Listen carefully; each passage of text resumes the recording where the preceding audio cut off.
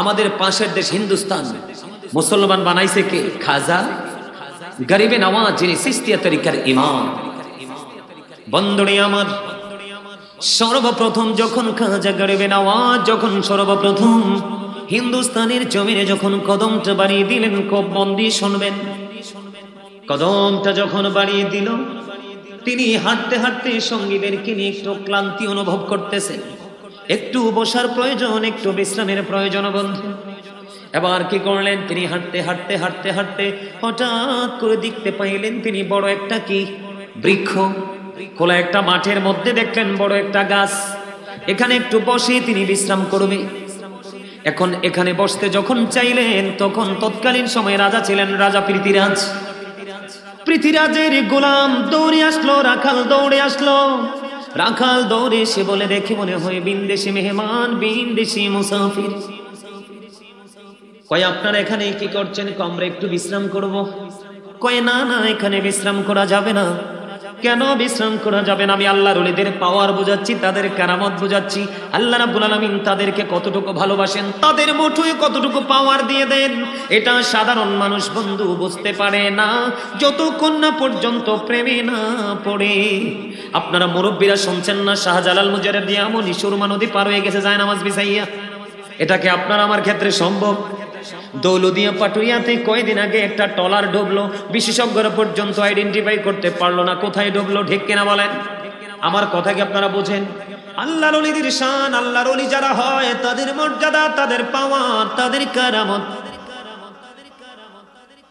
এবার খাজা গরিবে নওয়াজ কি করলেন? তিনি বারবার অনুরোধ করলেন, না না, ওনাকে বসতে দিবে না ওরা। কয়, বিশাল মাঠ, আমরা তো একটু সময় বিশ্রাম করব, তারপরে চলে যাব। কয়, না না, বিশ্রাম করা যাবে না, কারণ আমাদের রাজা পৃথ্বীরাজের বিশ্রামের জায়গা। খাজা গরিবে নওয়াজ সঙ্গে সঙ্গে বলে দিলেন, যেহেতু তোমাদের উটের বিশ্রামের জায়গা, তাহলে ওটি বিশ্রাম করো। কোথায় কে? কি কইছে? ওট যেহেতু বিশ্রাম করবে, বিশ্রামে করো। কোথায় কে? বলে খাজা গরিবে নওয়াজ চলে গেলেন, একেবারে সুজানা সাগরের তীরে চলে গেলেন। ওখানে উনি ওনার সঙ্গীদেরকে নিয়ে বিশ্রামের জন্য জায়গা করে নিলেন। বন্ধু, দিনটা চলে গেল, রাত্র হলো। পরের দিন সকালবেলা যখন হলো, পৃথ্বীরাজের রাখালগুলো এক এক করে আসছে, তাদের প্রাণীগুলো মাঠে চড়াবে। কিন্তু এসে দেখলেন একটা উট শোয়া থেকে আর উঠতে পারে না। শোয়া থেকে হাজার চেষ্টা করে উঠতে পারে না। এবার তাদের যে লিডার, দলপতি, দলনেতা থাকে না, প্রতিনিধিত্ব করার জন্য, নেতার কাছে গিয়ে বললেন, এই অবস্থা, হাজার চেষ্টা করে উটগুলোকে উঠাতে পারলাম না। খাজা গরিবে নওয়াজের জীবনী পড়ে দেখলাম বন্ধু, উটগুলোকে জোরে জোরে আঘাত পর্যন্ত করেছে, উটগুলোর চোখ দিয়ে পানি বেয়ে বেয়ে পড়তেছে, তারপরেও হাজার চেষ্টা করার পরে উটগুলো আর উঠতে পারে না। এবার তারা কি করবে? চলে গেলেন তাদের রাজার কাছে প্রস্তাব নিয়ে। ঘটনা এমন হয়েছে, এমনি এমনি হয়েছে, বিদেশি মেহমান আসছিল, বসতে দেয়নি, পুরো ঘটনা খুলে ফেললেন। এবার রাজা পৃথ্বীরাজ বারবার ডেকে ডেকে বলছেন, আমার মা ভবিষ্যৎবাণী করে গেছে, একদিন এই দেশে মুসাফির আসবে, মুসাফিরের সাথে আমাদের আমরা চরমভাবে পরাজয় বরণ করব। এবার ওই পৃথ্বীরাজ বলতেছে, না জানি ওই বিদেশি মেহমান এই হিন্দুস্তানের জমিনে কদম দিয়ে দিল, না জানি আমার মায়ের ভবিষ্যৎবাণীটা বাস্তবায়ন হয়ে গেল। বন্ধু, এবার কি করলেন পৃথ্বীরাজ? তাদের দলনেতাকে, লিডারকে বললেন, যা যা ওই মেহমানকে, মুসাফিরকে খুঁজে বের কর। এবার মেহমানকে খুঁজতে শুরু করলেন, খুঁজতে খুঁজতে খুঁজতে খুঁজতে ওই আনা সাগরের তীরে গিয়ে খাজা গরিবে নওয়াজ ওনার সঙ্গীদেরকে পাইলেন। পাওয়ার পরে ওনাকে বললেন, গতকালকে আপনার সাথে যা হয়েছে, আমাদের রং হয়েছে, ভুল হয়েছে, আমরা বুঝতে পারিনি, আমাদেরকে ক্ষমা করে দেন। আমাদের যে ওটগুলো যেমনি বলেছেন, ওটের যেহেতু বিশ্রামের জায়গা, ওটে বিশ্রাম করুক। কোথায় কে? যেমনি ভাবে বলেছেন, ওটগুলো এখনো পর্যন্ত মাটির মধ্যে পড়ে আছে, হাজার চেষ্টা করে তুলতে পারি না, আঘাত করার পরেও চোখের পানি বেয়ে বেয়ে পড়ছে, কিন্তু উটগুলো উঠতে পারে না। এমনি করে করে পুরো ঘটনা যখন বিস্তারিত ভাবে খুলে বললেন, খাজা গরিবে নওয়াজ কাছে ক্ষমা চাইলেন। খাজা গরিবে নওয়াজ রয়েছে নানা সাগরের তীরে, আর উট রয়েছে ওই অনেক দূরে খালি মাঠে। আবার খাজা গরিবে নওয়াজ বললেন, যাও যাও জলদি করে যাও, গিয়ে দেখো সব কিছু ঠিক আছে বন্ধু। ওই পৃথিরাজের রাখালগুলো দৌড়ে চলে আসলো, এসেই মাঠে চাইয়া দেখে সবগুলো দাঁড়িয়ে দাঁড়িয়ে কুখর কোটা খায়। যাইতে বলছে, উঠ বসে থাকো, তারে উঠাই কে? বৈশাই রইছে। আনাসাগরের পাড় থেকে বলছে, যা যা সব ঠিক আছে, আইসা দেখে সব দাঁড়িয়ে আছে। আল্লাহর ওলি হয়েছে, বিদায় হয়েছে। ইল্লাল্লাহু লা ইলাহা ইল্লাল্লাহু লা ইলাহা রে নাম আছে রোজা ছেড়ো না, মা বাবাকে ভুইল না। রে জান্নাতবাসী হইতে চাইলে, জান্নাতবাসী হইতে চাইলে প্রাণ ভরে করো সাধনা। লা ইলাহা মহাবতে ইল্লাল্লাহু লা ইলাহা লা ইলাহা ইল্লাল্লাহ মুহাম্মাদুর রাসূলুল্লাহ সাল্লাল্লাহু আলাইহি ওয়াসাল্লাম। আল্লাহ আল্লাহ আল্লাহ আল্লাহ আল্লাহ আল্লাহ আল্লাহ আল্লাহ আল্লাহ আল্লাহ মহাব্বতে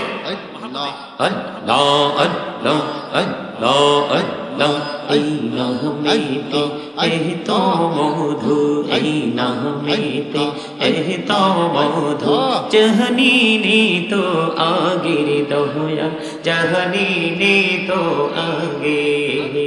যতই জাপি নামটি তোমার, যতই জাপি নামটি তোমার, তো তুই মধুর লাগে রে দয়া, তো তুই মধুর লাগে।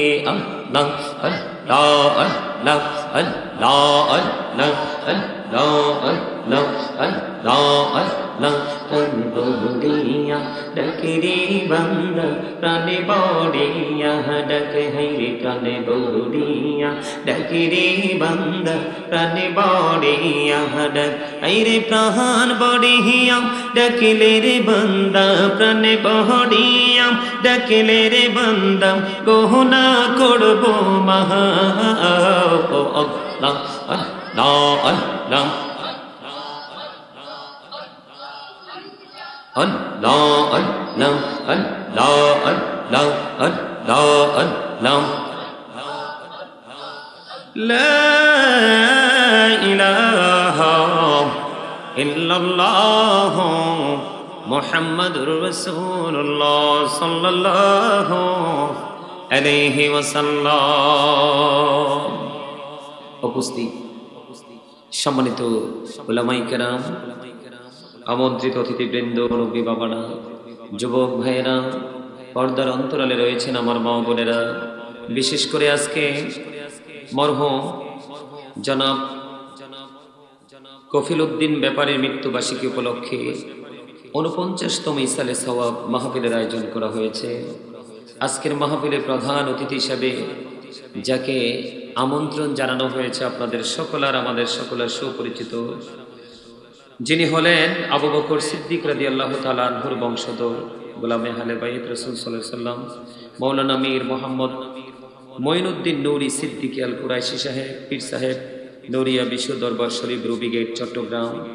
আজকে আলোচক হিসেবে যাদেরকে ইনভাইট করা হয়েছে, হযরত মাওলানা নাসিরুল্লাহ আল কদরি চাঁদপুর, তারপরে হযরত মাওলানা গাজী সুলাইমান আল কাদরি আমি নিজেই, হযরত মাওলানা জাহাঙ্গীর আলম মুরাদনগর, হযরত মাওলানা হাবিবুর রহমান আখাউড়া।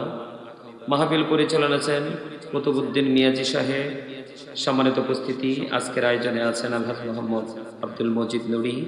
সকলে বলুন আলহামদুলিল্লাহ।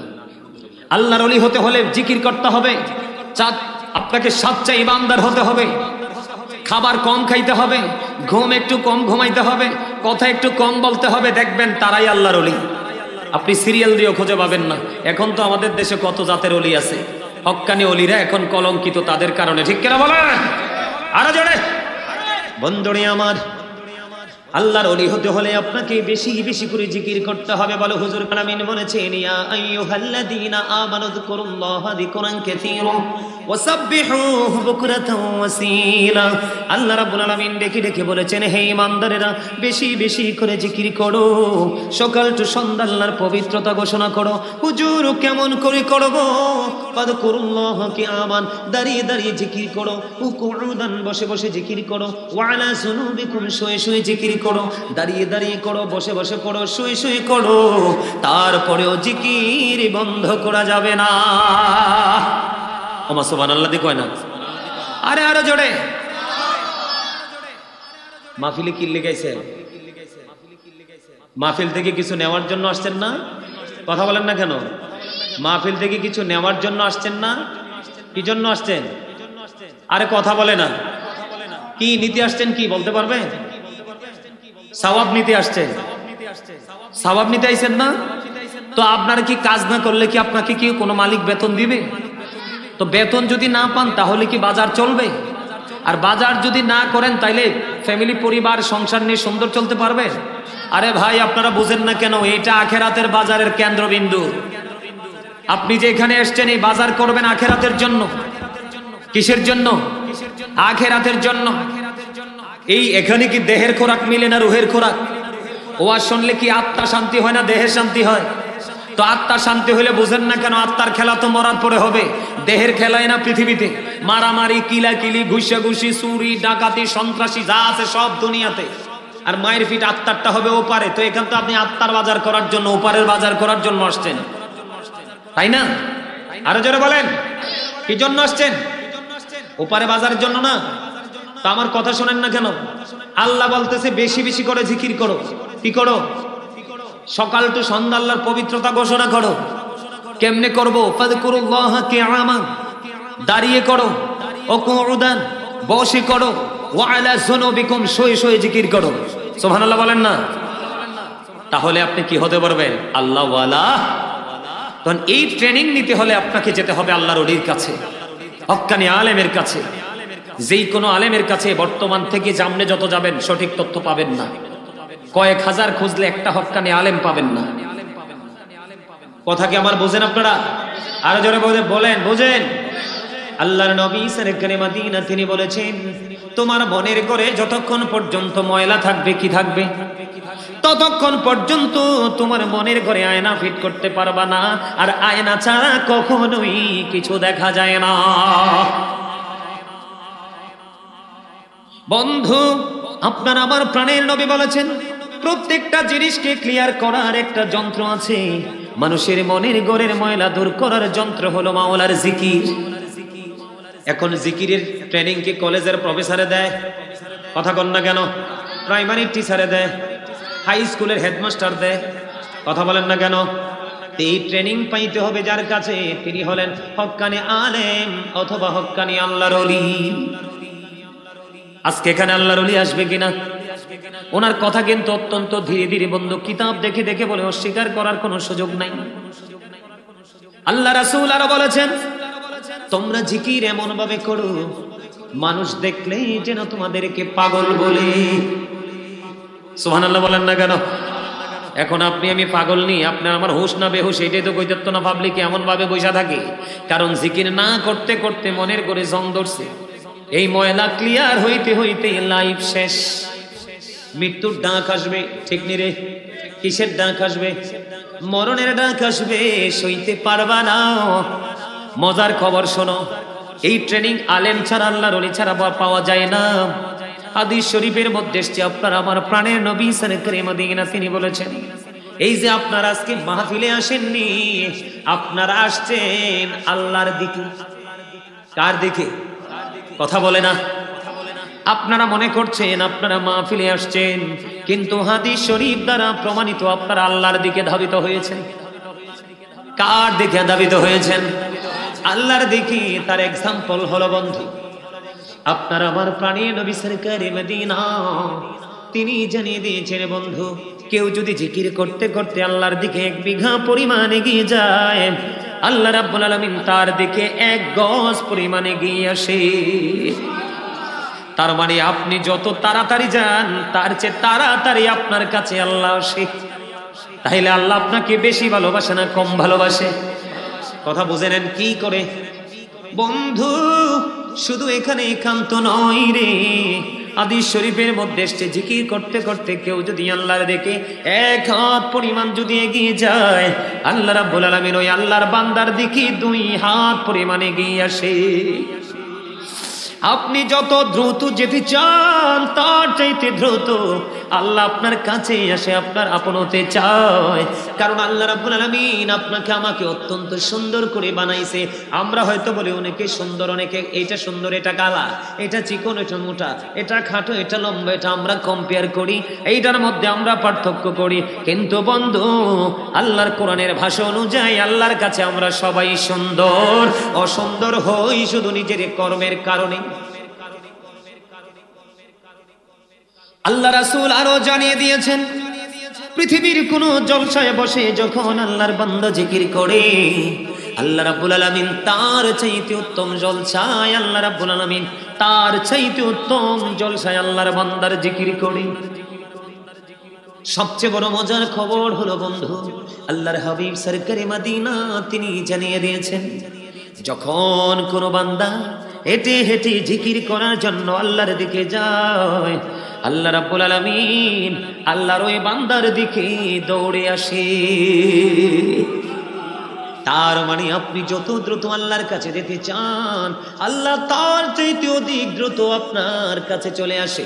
তার মানে হলো বন্ধু, আপনি যত দ্রুত আল্লাহকে প্রিয় করে পেতে চান, তার চাইতে অনেক দ্রুত গতিতে আল্লাহ রাব্বুল আলামিন আল্লাহর ওই জিকির কারণে ওলা বান্দিটাকে আল্লাহ আপন করে নেয়। এই শিক্ষার জন্য যেতে হবে আপনাকে হক্কানি আলেমদের দুয়ারে, এই শিক্ষার জন্য যেতে হবে আপনাকে হক্কানি আল্লাহর ওলিদের দরবারে। আল্লাহর ওলিদের দরবারে গেলে বন্ধু এমন প্রেসক্রিপশন আপনাকে দিবে, ওই প্রেসক্রিপশন যদি আপনার জীবনে ধারণ করতে পারেন, কারণ উনি তো এটা নিজে থেকে দিবে না, উনি মদিনাওয়ালা থেকে দিবে। আর মদিনাওয়ালা নিজে থেকে কিছু দেয়নি, মদিনাওয়ালা আল্লাহ রাব্বুল আলামিনের পক্ষ থেকে যেটা বাজেট হয়েছে সেটাই দিয়েছেন। জোরে জোরে বলেন না সুবহানাল্লাহ, আর জোরে বলেন না সুবহানাল্লাহ। বন্ধুরে আমার, এখন জিকিরটা যে করবেন, এই জিকিরটা করতে হবে রাসূলের জিকিরের মাধ্যমে। আপনি আল্লাহর জিকির করবেন আগে রিসালাতকে বিশ্বাস করে, আপনি মাওলাকে রাজি করবেন আগে রাজি করতে হবে মদিনাওয়ালাকে।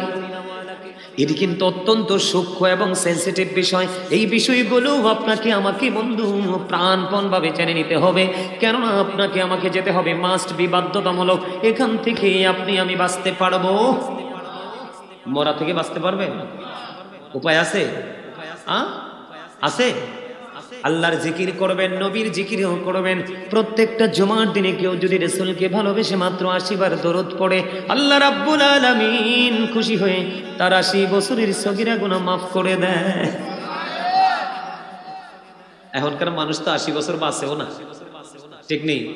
এখনকার মানুষ কি 80 বছর বাঁচে? বন্ধুরে আমার, আল্লাহর হাবিব সরকারি মদিনা হাদিস কানে এসেছে দাইলামি শরীফের মধ্যে। হাদিসের রাবি হলেন হযরত আনাস রাদিয়াল্লাহু তাআলা আনহু। তিনি জানিয়ে দিয়েছেন, আপনার আমার প্রাণের নবী বলেছেন, বন্ধু কেউ যদি প্রতিদিন রাসূলকে ভালোবেসে মাত্র 1000 বার যদি দুরূদ পড়তে পারে রে, সেই জান্নাত না দেখা পর্যন্ত তার মরণ হবে না। খবরটা কেমন? ভালো না? অনেক মজার খবর। কিসের খবর? অনেক মজার খবর। এগুলো আপনাকে আমাকে করতে হলে জানতে হবে, আর জানার জন্য চাই শিক্ষক। আর শিক্ষক হলো কারা?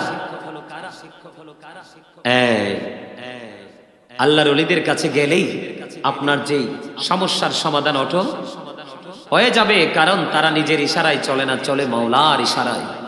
কারণ তাদের বন্ধুকে স্বয়ং আল্লাহ। এত বড় দুঃসাহস কার আছে? আমরা কি বলতে পারবো?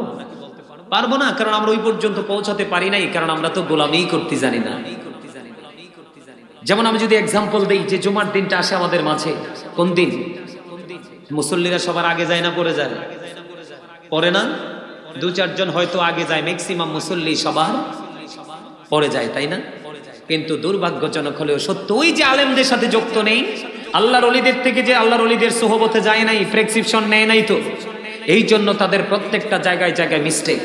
আমি আপনাদেরকে বলি, জুমার দিনে যিনি খুতবা দেওয়ার সময় যিনি মসজিদে প্রবেশ করবে, কখন খুতবা দেওয়ার সময় যিনি মসজিদে প্রবেশ করবে, ওই জুমার দিনের মুসল্লি হিসাবে ফেরেশতাদের লিস্টে, ডায়েরিতে তার নাম উঠবে না। আল্লাহু আকবার কন্যা, আরো জোরে, লিস্টে তাদের নামটা আসবে না। কেন আসবে না জানেন? খুতবা দেওয়া সুন্নাত, খুতবা শোনা ওয়াজিব, বাধ্যতামূলক। কি এটা বাধ্যতামূলক? যখন আপনার ইমাম সাহেব খুতবা দেওয়ার জন্য মিম্বরে দাঁড়িয়ে যায়, তখন এই ফেরেশতারা তাদের নোটবুকটাকে ক্লোজ করে তারাও খুতবা শোনার জন্য দাঁড়িয়ে যায়। আরে আরো যারা বলেন না সুবহানাল্লাহ। এবার বোঝেন, ফেরেশতারা যদি খুতবা শোনার জন্য তো অধীর আগ্রহে তারা দাঁড়িয়ে যায়, তাহলে আপনার আমার কতটা আগ্রহ থাকা দরকার? আছে সেই আগ্রহ? নাই। কারণ ওই যে আমরা সাধক যারা, আল্লাহ আল্লাহ রাসূলের পাগল যারা, তাদের সাথে আমরা এখনো যুক্ত হতে পারি নাই। এই জন্য আমাদের এত সমস্যা। আমার দিকে তাকান, আল্লাহ রাসূল বলেছেন, যেই ব্যক্তি সবার আগে জুম্মার মসজিদে যাবে, সবার আগে জুম্মার মসজিদে যেই ব্যক্তি যাবে, এবং সবার পরে যেই ব্যক্তি জুম্মার মসজিদ থেকে বের হবে, তিনি বাড়ি যাইতে, মসজিদ থেকে বের হয়ে বাড়ি যাইতে ওনার যতগুলো কদম লাগবে, কি কদম মানে আপনারা কি বলেন? কাইক। হ্যাঁ, আরে 5টা কাইক দিয়েছি, 10টা কাইক দিয়েছি, 2টা কাইক দিয়েছি, এরকম আমরা কই না একবার আঞ্চলিক ভাষায়। আল্লাহর নবী সরকারে মদিনা তিনি বলে দিয়েছেন, যে ব্যক্তি সবার আগে মসজিদে যাবে রে, এবং সবার পরে বন্ধ মসজিদ থেকে বের হবে জুমার দিনে, তার প্রত্যেকটা কদমে কদমে 1 বছরের নফল ইবাদতের সওয়াব দেওয়া হবে। আপনার যাইতে যদি 100টা কদম লাগে রে, আপনার যদি 50টা কদম লাগে, 200টা কদম লাগে, 150টা কদম লাগে, তার আপনার প্রত্যেকটা একটা কদমের বিনিময়ে 1 বছর নফল ইবাদতের সওয়াব। তাইলে আবার বোঝেন প্রেসক্রিপশনটা কত মধুর। আসেনি আমাদের মধ্যে সেই ট্রেনিং? সব দিনের চাইতে উত্তম রূপে গোসল করতে হবে জুমার দিনে, সবচেয়ে সুন্দর যে কাপড়টা সেটা পরতে হবে, এবং গায়ে সুগন্ধি লাগাতে হবে। আপনি পারলে অটোতে উঠবেন না, রিক্সাতে উঠবেন না, কোনো কিছু উঠবেন না, হেঁটে হেঁটে মসজিদে যাবেন। যার বাড়ি যত দূর সে তত বেশি নেয়ামতের অধিকারী হবে। এই শিক্ষা নিবেন কোত্থেকে? হক্কানি আলেম এবং হক্কানি আল্লাহর ওলিদের কাছ থেকে। গিটারে নাসির ভাই আইয়া না কিনলে? আলহামদুলিল্লাহ বলেন, আরো জোরে, আরেকটু মহাব্বতে। আপনাদের সকলের প্রতি আমার আন্তরিক সালাম। আসসালামু আলাইকুম ওয়া রাহমাতুল্লাহি ওয়া বারাকাতুহু। সম্মানিত উপস্থিতি, মাহফিলের আয়োজন করা হয় অনেক বড় মহৎ উদ্দেশ্য নিয়ে। সে উদ্দেশ্যের মধ্যে অন্যতম হলো, যারা কবরবাসী আছে, যেমন আজকে আপনার জনাব কফিলউদ্দিন ব্যাপারী সাহেবের মৃত্যুবার্ষিকী উপলক্ষে আজকের এই মাহফিলের আয়োজন, ওনার মাগফিরাত কামনায় আজকেরই জান্নাতের বাগান সাজানো হয়েছে। কবরবাসীদের আত্মার মাগফিরাতের উদ্দেশ্য, এবং জীবিত যারা আছে, আমরা পৃথিবীর বুকে যারা বেঁচে আছি, আমাদের জন্য আমরাও যেন এখান থেকে শিক্ষা অর্জন করে, আমরাও যেন মৃত্যুর পথযাত্রী হওয়ার আগেই যেন আমরা বড়জোখী জীবনের জন্য বাজার করতে পারি, আমরা খরচ করতে পারি। সেই উদ্দেশ্যে আমি আপনাদের সকলকে বিনীতভাবে অনুরোধ করব, আশেপাশে যারা হাঁটাচলা করছেন সকলে জান্নাতের বাগানে চলে আসুন। কারণ জান্নাতের বাগানে আসলে মানুষের গুনাহ ঝরে যায়, আল্লাহর প্রিয় বান্দাদের অন্তর্ভুক্ত হয়ে যায়। সম্মানিত উপস্থিতি, আমার আলোচনার সময় বেশি না, তারপরও যতটুকু সময় আলোচনা করব, আমি আপনার অত্যন্ত মনোযোগ সহকারে আমার কথাগুলো শোনার চেষ্টা করবেন। কারণ অসংখ্য অগণিত মানুষ অ্যাটেন্ড করলেই যে মাহফিল কবুল হবে এমনটিও নয়, আবার উপস্থিতি কম হলে যে মাহফিলটা কবুল হবে না এমনটিও নয়। উপস্থিতির উপর নির্ভর করে না মাহফিল কবুল হয়, নিয়তের উপর নির্ভর করে। কিসের উপর? নিয়তের উপর। আপনার অন্তরে কোন প্রেম বসবাস করছে সেই প্রেমের দিকে তাকিয়ে আল্লাহ রাব্বুল আলামিন কবুল করেন।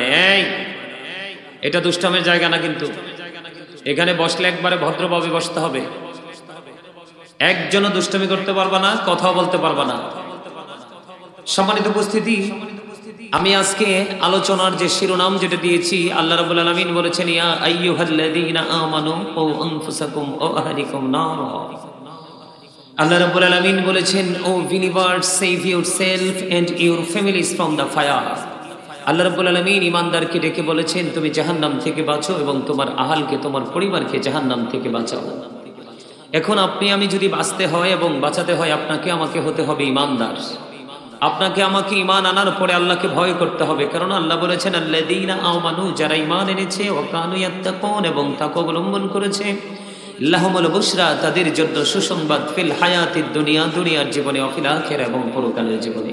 তার মানে এখান থেকে বোঝা যায় আপনাকে আমাকে ঈমানদার হতে হলে সর্বপ্রথম আল্লাহ রাব্বুল আলামিনের প্রিয় বান্দা হওয়ার জন্য প্রথম শর্ত হলো আপনাকে আমাকে ঈমানদার হতে হবে। ঈমান আনার পর আল্লাহ রাব্বুল আলামিনকে ভয় করতে হবে। আমরা যখন ভয় করব, পরকালকে ভয় করব, আল্লাহ রাব্বুল আলামিন আমাদের জন্য যা ভয়ঙ্কর করে রেখেছেন এগুলোর কথা মনে করে যখন আমরা ভয় করব, তখনই আল্লাহ রাব্বুল আলামিনের প্রিয় বান্দাদের অন্তর্ভুক্ত হতে পারবো। কারণ যার সিনায় ভয় নাই, তার কাছে ভালো মন্দ যাচাই করার কোনো ধরনের মেন্টালিটিও তার কাছে নেই। আপনারা কি আমার কথা বুঝেন? মন দিয়ে কথাগুলো শুনতে হবে। সম্মানিত উপস্থিতি, তো এখন এই ট্রেনিং নিতে হলে আপনাকে আমাকে যেতে হবে কোথায়? এই পিছনে যাও, সব পিছনে যাও, আপনার সামনে আসেন। আপনারা মুরব্বীরা পিছনে থাকলেই দেখবেন কোন বক্তা এসে আলোচনা করতে পারবে না। সামনে আসেন, আপনারা সামনে আসেন। যেহেতু আপনারা আলোচনা শুনতে আসছেন, সবাই আপনারা যারা মুরব্বী, আলোচনা শোনার মতো আপনাদের বোঝ জ্ঞান আছে, আপনারা সবাই সামনে চলে আসেন। সব সময় মসজিদে গেলে আগে সামনে বসবেন, পবিত্র কাজে গেলে আগে সামনে বসবেন, কারণ ওরা তো বোঝে না, ওদের বোঝার এখনো বয়স হয়নি। এটা কিন্তু এদের দোষ নাই যে কথা বলা, এটা এই শিশুকালে কথা বলবেই, এদের ভালো মন্দ বোঝার বয়স এখনো হয়নি। আজকে ওদের জন্য এটা ঈদের দিন। কিসের দিন? ঈদের দিন। আমরাও যখন ছোট থাকতে আমাদের মতো সময়তে এত মাহফিল হতো না, আমরা অনেক খুশি হইতাম। কে হইতাম? আজকে তাদের খুশির দিন, তাদেরকে কন্ট্রোলিং করার দায়িত্ব কিন্তু আমাদের। যাই হোক, আমার সময় খুবই অল্প, একেবারে কাছাকাছি সময়। সম্মানিত উপস্থিতি, আপনাকে আমাকে কি করতে হবে? আপনাকে আমাকে আল্লাহর প্রিয় বান্দাদের অন্তর্ভুক্ত হতে হবে, ঈমান এবং আমলের ট্রেনিং নিতে হবে। কার কাছে যেতে হবে? আল্লাহর প্রিয় বান্দাদের কাছে যেতে হবে। আল্লাহ রাব্বুল আলামিন বলেছেন, join with my dear people, come to my paradise. আল্লাহ বলেছেন, ফাদখুলি ফি ইবাদি ওয়াদখুলি জান্নাতি। আল্লাহ বলেছেন, আমার প্রিয় লোকের সাথে যুক্ত হও আর আমার জান্নাতে চলে আসো। এখন প্রিয় হলো কিভাবে ওরা? আমরা তো সবাই মানুষ, কিন্তু আমাদের মধ্যেই আল্লাহ রাব্বুল আলামিনের প্রিয় বান্দা বসবাস করছেন। আল্লাহ আমাদেরকে তাদের সাথে যুক্ত হতে বলেছেন। ওই মানুষগুলো কারা? এই মানুষগুলো হলো হক্কানি আলেম এবং হক্কানি আল্লাহর ওলিরা। কারা? কথা বলেন না কেন? তারা হলো হক্কানি আলেম এবং হক্কানি আল্লাহর ওলিরা। আলেমদের মধ্যে দেখেন আল্লাহ রাব্বুল আলামিন বলতেছেন, ইন্নামা ইয়াখশাল্লাহা মিন ইবাদিহিল উলামা। পৃথিবীর বুকে আল্লাহর যে বান্দা আছে, বান্দাগুলোর মধ্যে আল্লাহকে যারা সত্যিকারের ভয় করে, তারা হলো আলেমরা। সুবহানাল্লাহ বলেন না?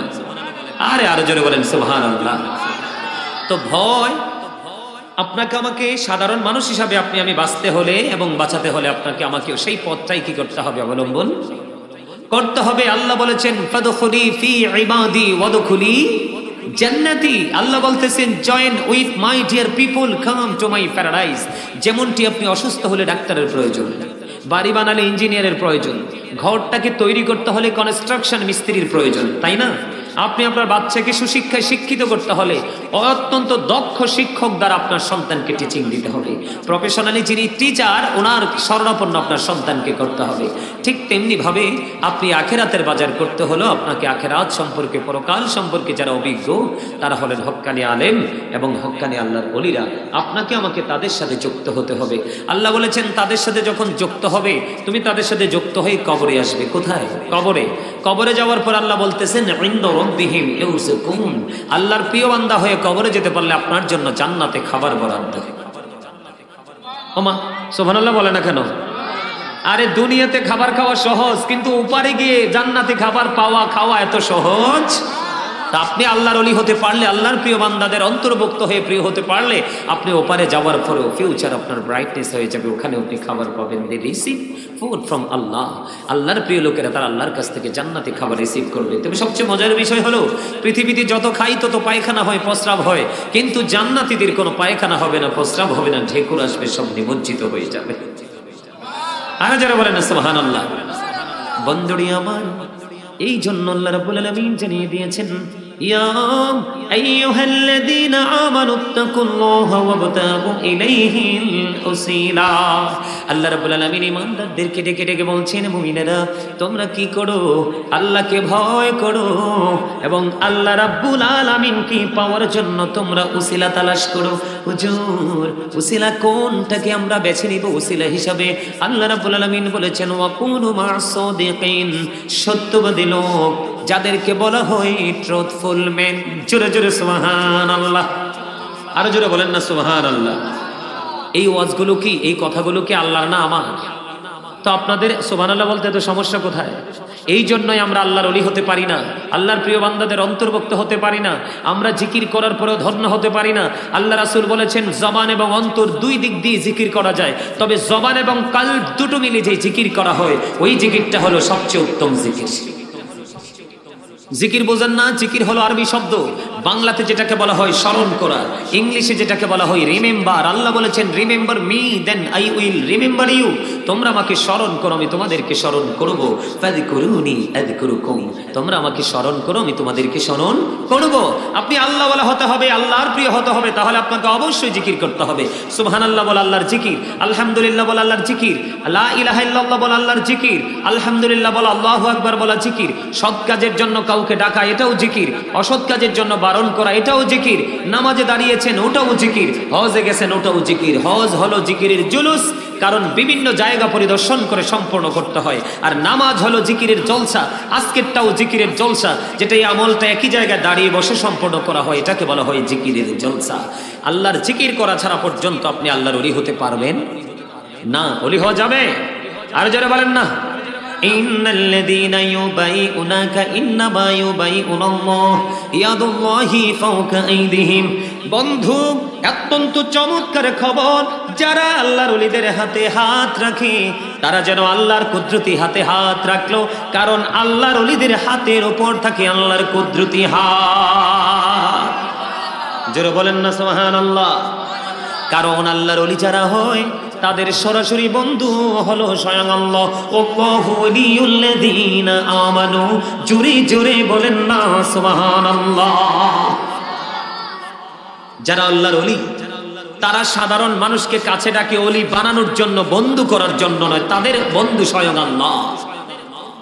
আল্লাহর ওলিদের হাত আল্লাহর কুদরতি হাত, আল্লাহর ওলিদের চোখ আল্লাহর কুদরতি চোখ, আল্লাহর ওলিদের পা আল্লাহর কুদরতি পা, আল্লাহর ওলিদের দৃষ্টিভঙ্গি আল্লাহর কুদরতি দৃষ্টিভঙ্গি, আপনার আমার মতো নয়।